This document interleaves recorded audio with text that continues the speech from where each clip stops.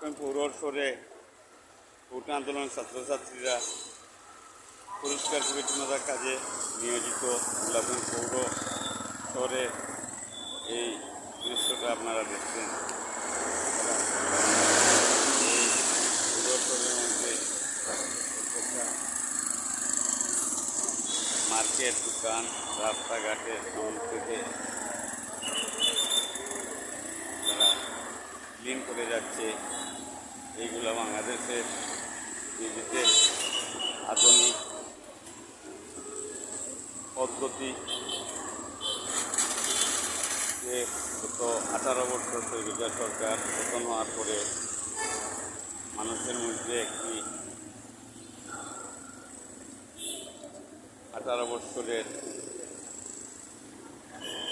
দুপুর পর থেকে যে পাথর হাল্লায় সরাইয়াছেন এবং এই সরকারের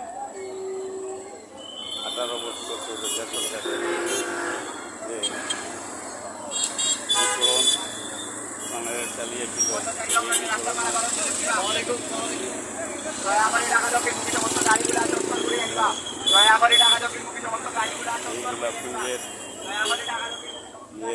ট্রাফিক পুলিশ কাজ ছাত্ররা ভোট আন্দোলনের ছাত্ররা চালিয়ে যাচ্ছে।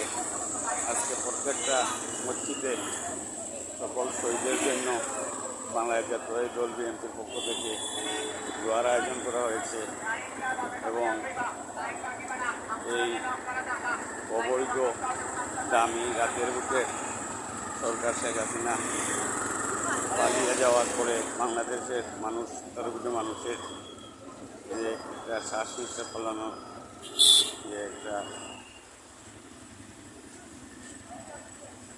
মানুষের আনন্দ উৎসাহ, যেটা না দেখলে না বুঝলে বাংলাদেশের 18 কোটি মানুষের হৃদয় মধ্যে আনন্দের জোয়ার উঠতেছে। এই অবৈধ গ্রামে স্বৈরাচারী বাকশালী শেখ হাসিনা সরকার করার পর থেকে বাংলাদেশের মানুষের মধ্যে আনন্দের জোয়ার যাচ্ছে। আমি আশা করব আগামীতে বাংলাদেশের বহুদলীয় গণতন্ত্র, স্বাধীন গণতন্ত্র আবার ফিরে আসবে। বর্তমান তত্ত্বাবধায়ক সরকার ডক্টর ইউনূস সাহেব বাংলাদেশকে একটি সুন্দর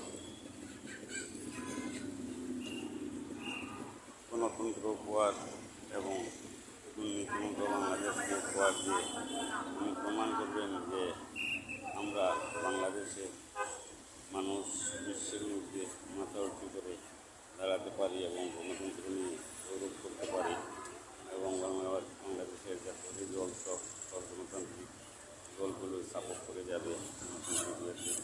বাংলাদেশ আগে চলার জন্য আমি ধন্যবাদ জানাই বাংলাদেশের 18 কোটি মানুষ এবং ছাত্রী জনতা সবাইকে।